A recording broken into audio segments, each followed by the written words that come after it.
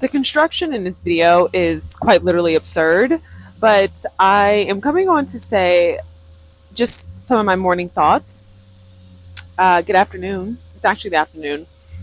But I'm coming on. I want to share some of my afternoon thoughts. And some of those thoughts are things centering around hope, right? Celebrity culture and so forth. And one thing that I'm realizing, even for myself, right, as I'm engaging with TikTok, I'm online a little bit more, I find myself leaning more into more lighthearted content, right? So things like considerably celebrity culture. I've never really found myself to be someone who, well, maybe not. I mean, that's not it, because I feel like as a child, I did read J16, okay? And to an extent, I think we've all kind of had that relationship. But I think what I'm referring to is it's getting to a point where this is no longer a choice, right? Like I no longer feel like I have a sense of agency in terms of how I engage with the media and how it influences my parasocial relationships and my engagement with celebrities, right? There is not much talk for the general public, right? Our conversations, if we were to have them and be serious about them, like our conversations are going to be things centered around gentrification, the crisis that is currently the U.S. economy, and I don't want to say economy in terms of like markets and economics, but I guess I'll say the socio-political landscape, right? Those are our conversations, and it is quite literally depressing, right? I don't even shame people anymore for not even in choosing not to engage with, you know, issues within the world. And I'm not saying that this is a great idea. I'm not saying that it's okay. I'm not saying that, we should just conform to escapism. But what I am saying is that I just think that things are so heavy right now. And I just feel like there's nobody really talking about it, right? It's not only just impacting us from an economic, from a political standpoint, but even just in our relationships with one another, right? People have been literally priced out of marriage, right? High value men, high value women, this conversation around that, right? You have the beauty standards, which I was even thinking for myself. I looked in the mirror this morning and I said, I look beautiful. I look beautiful. I said, my skin looks good. I said, I like my hair. My hair looks nice today. It's flowing. And I was on TikTok and, I'm using filters and I'm engaging with this video. And I'm like, you don't see that when you cut the camera on. When I cut the camera on, all I'm seeing is every little flaw, right? And I said it's because we were never meant to engage with photography in this kind of way, right? It was never meant for us to see ourselves through the lens of a camera 24/7, right? It's digital. It's not like it can't truly capture the full thing. And it's no wonder why we struggle with insecurities and we just feel like we're not good enough and we have this kind of like toxic relationship with filters is because quite literally it's hard to be like, yeah, I look good in person, and then you come online and it's like highlighting all these things that you didn't even notice. You didn't even see these things in the mirror, right? It's completely different. And so this also brings me to the point too of just kind of how we've lost the art of photography, right? Photography used to be this really cool thing where people were pretty skilled at capturing the beauty in reality. And now that's no longer a thing. We've kind of like watered down photography. I mean, photographers aren't even really a thing. Most people are taking pictures on their own. And so when I think about hope for the youth and you start thinking about, their disengagement, right, in academia, within their studies and so forth, can you really blame them? I was sitting here journaling, thinking to myself, I said, man, I don't even have words for the youth right now.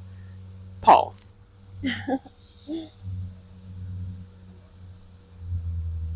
Overwhelmingly, I can't even sit here and like think about the future and what it is that I want for my daughter and what it is I'm going to pour it. Like, I can't imagine it. And this is not like a doomsday video, but this is just more so to say, like, I completely understand our relationship with escapism now and how we are literally checking out. Like, we're just checking out. I think even for someone who creates YouTube around, culture and so forth, I feel like it's becoming to be more of an echo chamber because I feel like for a lot of the cultural commentary online, um, I don't really know what the requirements are anymore, right? I do believe that in order to grow and to be monetized, like that is definitely at the forefront.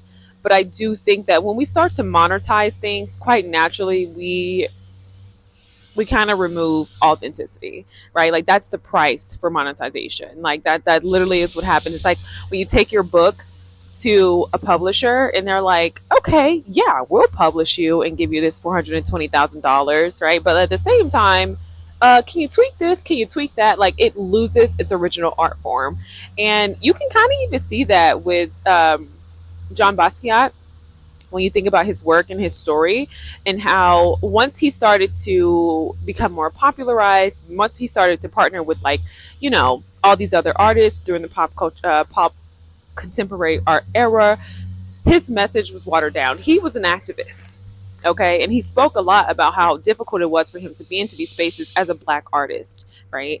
But that's lost in the t-shirts, in the merchandise, in the in the pop, in the commercialization, yes, and the commercialization of his work and his message. And that's literally what happens with everything. And so it's like you'll see people online and it's like, yes, they're engaging, and maybe this is, you don't want a doomsday video, but at the same time it's like, I feel like because of the technological advancements, which let me just say this too, I think it's a skill. I think, it's a skill to be able to monetize your content and be able to edit it in such a way. I think it's pretty cool. But yeah, it's like people pretty much just have really good editing skills today, and the content is watered down, right? Like you can watch a whole video, and though it was so creative and it was beautifully tailored, they didn't say anything that was new. There we didn't engage with new ideas. And obviously, when I say new ideas, I mean like engaging with ideas in a new way, right? Providing some insight, providing something new to the conversation, right? Like a lot of times it's a pretty general take, and it'll be something on a really big subject. Like it'll be something like very much in depth. I think that FD Signifier obviously does an amazing job at this, but this is someone who also has put in, I don't even know, maybe 10, 20 years into what it is that they do. And so, it's aspirational in a sense, but I do think for a lot of the smaller content creators, that's kind of what I'm finding when I try to like find different communities and things like that. um but yeah, I don't even know what to say to the young people. I really don't, because like I said, when you're engaging with reality, things are pretty rough. I mean, I remember when Trump first got not first got elected, but when he got reelected over Harris. I remember waking up that day, and it was a dreary day. Like spiritually, it felt very heavy. Like the day just felt so like my spirit was like really downcast. You know what I mean? Like, and I felt that, and I feel like that's something that we're all feeling. And I think that in order to kind of escape from that, it's like we're just engaging in very lofty aspirations and hopeless aspirations. And perhaps we're wanting to be seen, and we're wanting to be heard by those who are um of the top 1%, right? Because the gap is widening, right, between the have and the have nots, and many of us are simply on the bottom. I even think about some of the things that are taking place in the lives of people and in their personal lives and day to day. You know what I mean? You talk about a loneliness epidemic. I mean, that's across the border, right? Like, I realize, holy crap, if I don't come online some days, I have no social interaction. Sorry. Well, maybe from the bugs, but I have no social interaction. You know what I mean? Like, and when I start thinking about this thing, this courageous act that so many people have undertaken to, you know, separate themselves from their toxic families, it's incredibly difficult, right? Here you are with these people who don't mirror you, right? They don't mirror you. They don't mirror any positive qualities about you. They don't pour into you. They don't, you know what I mean? And you're stuck with these people because it's like you go out in the world and you try to meet new people, and these people aren't connecting with you, right? And it takes so long to meet people that you can actually connect with, depending on, I guess, your level of friendliness, perhaps. But I mean, I would have to disagree. I think when you're online, it's easier to connect with people online because people can find your content and gravitate towards it, and it's like, okay, these are my people. Versus when you're meeting strangers, it's like, I don't know if this person is on the same frequency as me. And then you have to give it time, and you have to have that emotional investment, and then something may happen and you realize that this person was totally not on the same emotional frequency, and then you have to kind of like recover, versus someone commenting in your comments like, oh, you're ugly and stupid, and you're like, okay, yeah, this is not, you know what I mean, you can block this person and there's not the same amount of emotional labor. And so the recovery time is shorter and it's a lot less risk, if you know what I mean, you know? And so everything just kind of becomes very tiresome, I think, when you're living in an economy where you're fighting real world problems and you're acknowledging the very vast and very real economic inequalities, right? Like, I know people are talking like, okay, there's a race war. There's not really a race war. This is just America. But I would say, um, because of our proxy with social media and because of our social integration, you can definitely start to see how white Americans are living. And I talked about this in previous episodes. We don't really have to get into it here, but it's like even when white people are poor, even that gives them like the benefit of like safety, right? Like even white people who are impoverished are still in safer neighborhoods than black people who are impoverished. You know what I mean? Like there's still some level of benefits and even maybe a sense of protection and privacy, right? When you're impoverished as a black person, most people know your business. And when I say privacy, I mean like, yeah, maybe from a communal standpoint, but I think even just like I said, when I talked about like safety, you know, like, and so I just, there's just a huge dip, there's just a huge gap there. So even though we're kind of coming together and we're wanting to be more progressive, like this younger generation is wanting to be more progressive, at the same time it's like it's all there. The inequalities, it's all there, it's all there, and the gap is huge and you can't help but to feel disenfranchised because of that, you know. And even you start talking about college and so forth, I mean it's like college is getting more and more expensive, right? The price is going up, the price is going up. That's exactly what these corporations are going to do because they're not institutions, where they're corporations.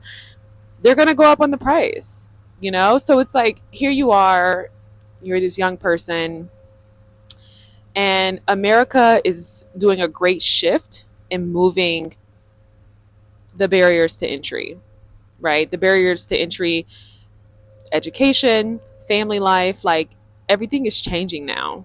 And it's like if you are someone who you didn't hop on certain economic and, you know, certain opportunities at the time in which it were popular, you weren't able to capitalize, so forth and so forth, then it's like the world just kind of shifts and you're left stuck. And I talked about this too when I talked about intelligence and natural selection. And honestly, I'm going to spin the block on this because I honestly, when I said it, people didn't understand what I was saying, but I feel like I understand it so perfectly, right? Like, it's like you're going to die off. Like, and I don't want to say that so literally, but it's like as things get better, right? So, for example, people who have higher education, right? They're going to matriculate in society, right?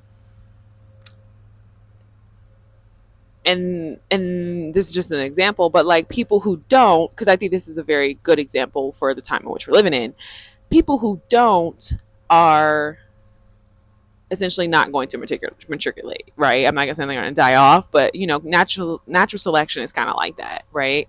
And so there's a sense of fear when you're black and impoverished and no one has invested in you and you're a young person, you don't know where to go, you're hearing all these different things, and it's like, where do you go from here? Because you look up and over there is a very long way from here, right? And so you engage with the media because this is closer. This gets me closer to at least the idea of it. Because in the real world, to get from A to B, I'm so far from B. You know what I mean? Like you're so far from it. And that's where the hopelessness is coming from, right? Mediocrity doesn't afford you friends. It doesn't afford you kindness, you know, human decency. It doesn't afford you love. That's a lot to grapple with. You know, that is a lot to grapple with. Now, with this channel, there's not a lot of young people on here. So, you know, hey, I don't mean to be the bearer of bad news, but I just am engaging with this in a way to just say, where do we go from here? You know, where do we go from here? Because it's as bad as it seems. Quite frankly, no, it's worse. It's actually worse than it seems. Like, you know, you hear about things on the news, you understand CNN, you understand how it works, but this is really bad though. Like this is really bad, you know? And I guess I'm just coming on here to say that. Like, and so I don't know what to tell the youth, you know? I don't know which direction to go. I think every person in our society today is struggling with that. It's not even a matter of being traditional and conservative. It's like, where do you go from here? Right? Practically, we understand, okay, look, they're not giving out money anymore to help people start businesses. There was a mild increase. We had a mild economic boom, okay? But that is over and done with now, right? The gap is widening. Where do we go from here? You know what I mean? And I think it's good to have a conversation about it so at least people can have an understanding of what's going on, right? I think where do we go from here? People start to retreat into escapism. Where else are they going to go? You know what I mean? Where else are they going to go? You will be in a doomsday stupor perpetually if you were to be engaged with your reality in such a way, depending on where you are. I'm talking to people who are on the side of the have nots, right?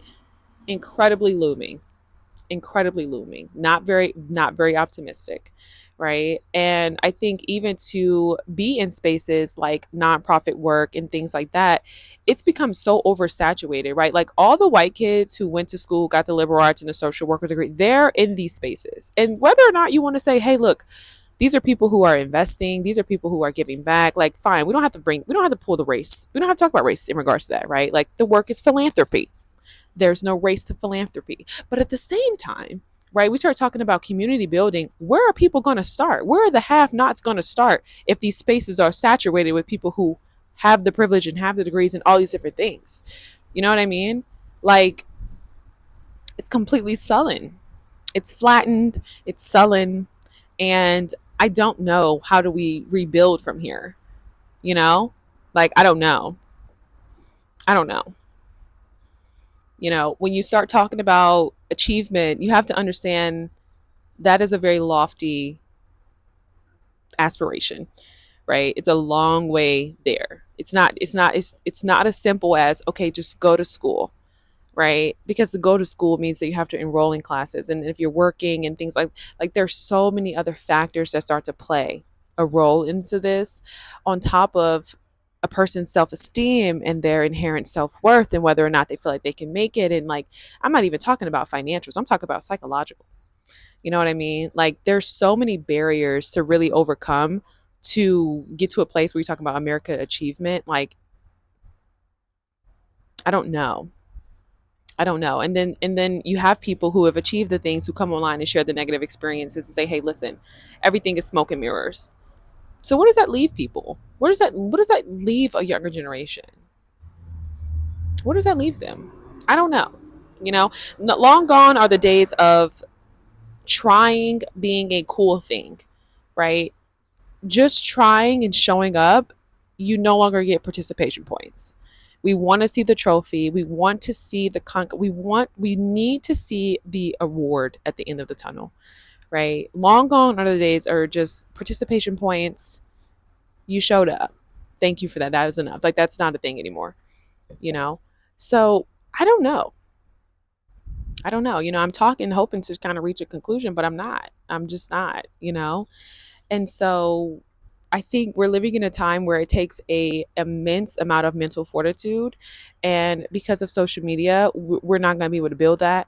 Uh, so it's kind of like the cause and the cure, right? So simultaneously, we're engaging with social media in a more lighter way, whether that be through pop culture, just to kind of assuage the current climate. Okay,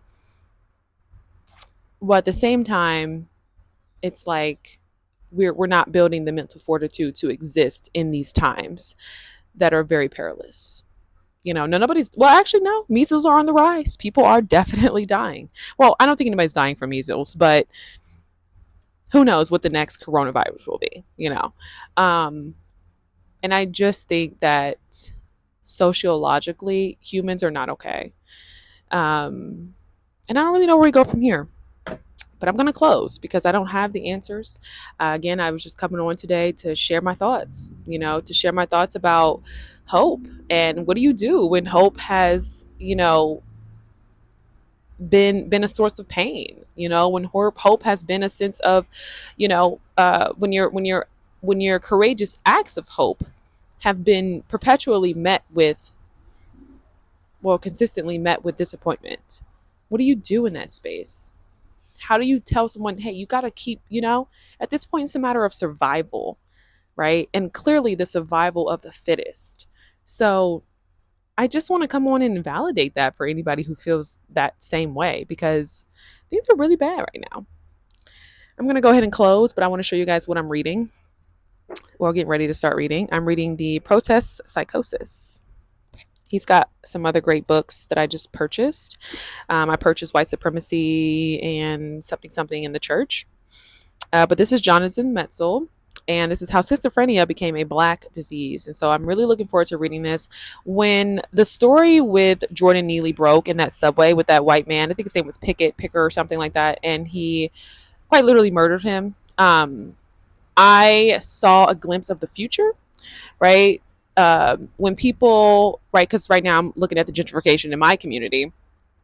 It's not affordable, right? My mother was telling me about this. What the HUD did was reframe the language, right? And so instead of low income housing, which is targeted towards a specific demographic, towards a specific social economic class, it's now affordable housing, right? And affordable housing means it's affordable to someone, right? And so when you look up these places, the rent is $1,500. Now, I live in a small town. I'm not in LA. I'm not in New York City. There's no reason for rent to be that when the median income in these cities are probably $40,000 to $30,000. That's median income. That's average. That is common amongst most people. Who can afford $1,500, especially when you have a family, right? That's what we're up against. But when housing, right? Because Jordan Neely, I believe the story, and I don't quote me on this, right? This is just something I kind of heard through the grapevine, right? Um, his mother, no, I'm thinking of Basquiat. Basquiat's mother was hospitalized with schizophrenia when he was young. Neely's mother died, and he was adopted. He was in the orphanage, and he's in New York City, right? And so what I've kind of seen just from like looking at Neely, they said he was always doing like Michael Jackson performances. And so it made me think about that toxic hope, right? That hope that I'm talking about right now. And I'm looking at this groundhog. It runs out every day. It's the cutest thing. Sorry. Um, but his aspirations, right? His aspirations, you can say, you can act in that to fame, right? I think Sinners was such a great movie that kind of depicts this. But let me not get into the spiritual essence. Let me stay focused. Um, when he was murdered, right? Obviously, he was homeless. He was asking for something to eat, and I don't think people understands what happens to humans when your fundamentals, right? Like fundamentally, the things that you need to survive are no longer met. Like those needs are removed. So you don't have housing, you don't have food, right? Because food is so incredibly expensive. I don't even think like I know it's kind of like, okay, we don't want to talk about groceries. We're going to make it happen. We're going to buy the groceries we're going to eat anyway. But no, it's to the point where groceries are so expensive. They are so expensive, right? And when you start talking about welfare and things like that, income guidelines are very interesting. So I think before we start talking about poverty and we start, kind of getting into like welfare benefits, I want you guys to go to your local welfare's website and I want you to look at the income restrictions. And I want you to know that quite literally, most people don't even qualify for welfare, even if they need it. Right. So I just want you guys to know that. Okay. Um, the other thing, the other thing, yeah. So when I seen that with Neely, right, and the truth is that it was a hate crime. What you have here is a white person feeling self-righteous to quite literally murder a black man who struggle with mental illness. We know that prisons are becoming the new asylums, right? Well, I don't want to say asylums, but we'll say the new psych wards. People are being incarcerated for struggling with their mental health. And obviously, a lot of these things are very catalytic. It's not always a matter of a genetic or hereditary. Gene. A lot of times it is just simply people do not have housing and they've been without housing and they've been without a safe place to live. They've been without shelter. They've been without food, nutritionist food, right? Because you have to understand, like, to be able to buy a steak and make potatoes with broccoli, like, these are, oh my God, there's a squirrel fighting. Let me stay serious. Um, and I'm only saying that because I've never seen a squirrel fight a bird. Like, that's crazy. This is why you don't record outside. But I've never seen, this is why you got to stay focused. Anyway, when I seen Jordan Neely, I knew that this was going to be the future. I knew that we could start to expect to see this a lot more, right? I believe that this could potentially be like the new prison reform, right? People aren't being incarcerated. I mean, not say that people are being incarcerated, but when you start talking about crime, I think we're all aware of criminality, right? We're aware of crime. We're aware of criminality. I don't have the facts or the statistics on this, but I would like to think that crime is actually going down. And I do believe that it is. I'm not sure about larger cities, but I know in certain cities, like even in the Black communities within those cities, crime is lessening. Like people aren't breaking in people's houses anymore. Like crime is lessening. And I actually believe I did see that on the news. And I don't know when I seen it, right? 'Cause I said, I don't want, let me stay focused. Crime is lessening. We're just going to go ahead and say that. And we're not going to say it from a statistical or a factual standpoint. We're going to say that from a reality and a more truthful standpoint, right? Like, I think crime is lessening. So, crime is lessening, right? But then it's like, okay, so crime is lessening, but what is on the rise, right? Scarcity. People aren't getting their needs met. And so if crime is lessening, people are no longer stealing to meet these needs. I don't think we're going to revert back. Like people are like, oh, people are going to start killing and things like that again because of, grocery prices. I actually don't think that's what's going to happen. I think people are going to be um, subjected to psychosis. And that is exactly why I purchased this book, because I do believe that the human brain can only take so much trauma and deprivation from nutritional resources. So I was just watching the news. They were talking about air quality. And I'm not trying to go crazy, like journalistic. Oh my God, I'm watching the news like I'm 84 years old. But like, quite frankly, I think we all should watch the news a little bit more often. I know we don't like to kind of get into like the conspiracies of, Fox News, et cetera, which some of it is true. There is no conspiracy. But at the same time, I feel like we're getting our information online, and I think we gotta kind of get back to the credible sources. But anyway, so yeah, I think that's going to be on the rise, and I think we're going to start to see more people struggling with mental illness. And I think some people who are mentally ill, and I honestly think that some Black men are going to be huge proponents of this, right? We kind of see this in the rise of like gender wars, right? Men are no longer, and y'all know how we used to work together, okay? And so I believe that that's going to be the new wave of mass incarceration. Right. When Trump says we're going back, I do believe that he's talking about every racist and demoralizing system and institution that was in place to keep Black people from progressing and to keep us psychologically enslaved as well as economically stifled. So I do believe that we're going back in terms of, well, I hope we're not going back, but I think this is what he's talking about when he's talking about going back. And I think the new prison reform is going to be hospitalizing people who are struggling with mental illness, right? I just seen in my city, they're building this huge mental health institute or whatever the case may be. And so who knows what that looks like? More likely than not, there's going to be fees of copays, right? There's going to be all types of things, that are going to be in place that is going to hinder certain people from actually getting the resources that they need. I highly doubt if you're homeless, you're going to be able to walk into the center and say, hey, I need an assessment. Hey, I need some resources to get, like, you know what I mean? Like, is there really going to be a system in place that's going to be effective, right? So people can,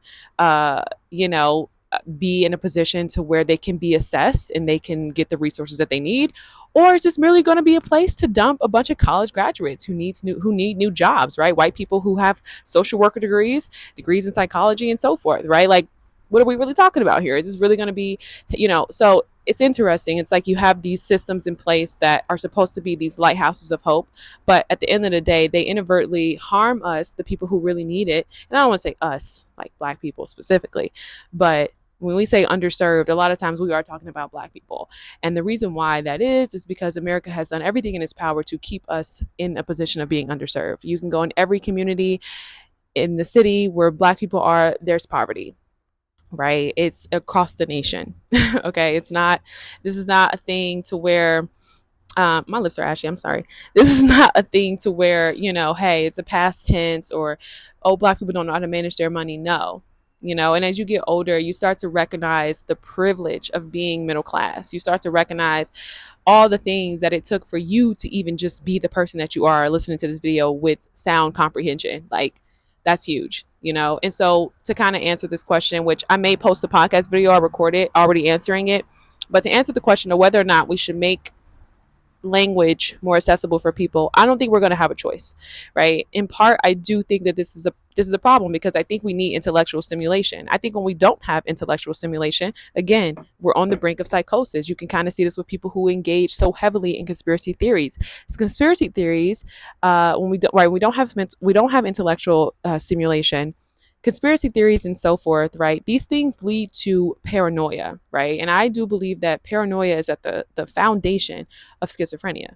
So I think this book is going to be very telling. It's going to be very helpful. I have relatives in my life who have schizophrenia, and I do believe that their schizophrenia was not anything, again, that was hereditary or genetic. I do believe that it was something that there were traumatic experiences that happened in their lives, right? They are the generation that literally suffered through the crack era.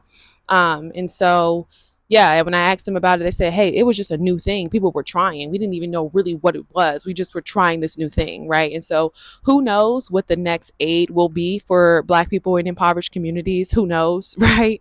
But there's a lot taking place. I said a lot in this video. I know at the end it finally got good and I finally got to my point and it finally started to make sense. I don't know what I'm going to title this one, but if you stay to the end, definitely drop a comment below, because that means a lot. And so I don't think we're going to have a choice but to tailor our language to meet more people, because education is now becoming a thing that is going to be such a privilege to go to school. Like, it's always been a privilege, but I just think we're at a point now where the barriers are going to increase, right? Colleges today are owned by corporations, and so those corporations can determine whether or not they want to do whatever they want to do, and I believe that they're going to absolutely take advantage of that. And so um yeah. Yeah, I don't know what to say. Maybe, on a better day, on a good day, we can kind of encourage them to have hope. But I think today I'm making this video just to say I see you. I understand, and what you're going through is valid. The feelings that you're having is valid. There's nothing wrong with you in the sense that you're struggling with X, Y, and Z. You have real needs in your life that are not being met. You have very real foundational issues that need to be addressed, right? And you don't have the resources or the language, right, and the tools to figure out how to get those issues remedied, And so I think it's okay to say, hey, listen, what you're feeling is valid. What you're feeling is valid. And I'm no longer shaming people for not reading books. Heck, I'm hoping to get through this one. But at the end of the day, it's like, I understand.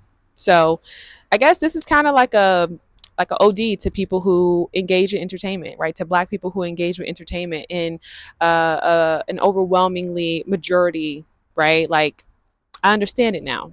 I feel like as academics, we don't even have to break. We no longer have to have this divide, right? We can bridge the gap now with understanding because, yeah, yeah.